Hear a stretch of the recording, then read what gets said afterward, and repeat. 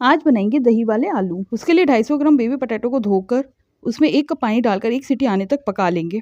फोक की मदद से आलू में छेद कर देंगे। फिर कढ़ाई को गैस पे गर्म होने के लिए रखेंगे। उसमें 4 टेबलस्पून ऑयल डाल देंगे। तेल जब गर्म हो जाएगा तो आलू को उसमें डालकर सुनहरा होने तक भून लेंगे। बचे हुए तेल में सूखे मसाले डाल देंगे और आधे मिनट के लिए भून लेंगे। फिर एक बारीक कटा हुआ प्याज डाल देंगे। प्याज को गुलाबी होने तक भून लेंगे। उसमें 1 टेबलस्पून अदरक लहसुन का पेस्ट डालकर 1 मिनट के लिए भून लेंगे। फिर इसमें 1.5 छोटी चम्मच धनिया पाउडर, 1/4 छोटी चम्मच हल्दी पाउडर और 1 छोटी चम्मच लाल मिर्च पाउडर और स्वाद के अनुसार नमक डाल देंगे। फ्राई किए हुए आलू को डाल देंगे और 1 मिनट के लिए भून लेंगे और आधी कप दही डाल देंगे।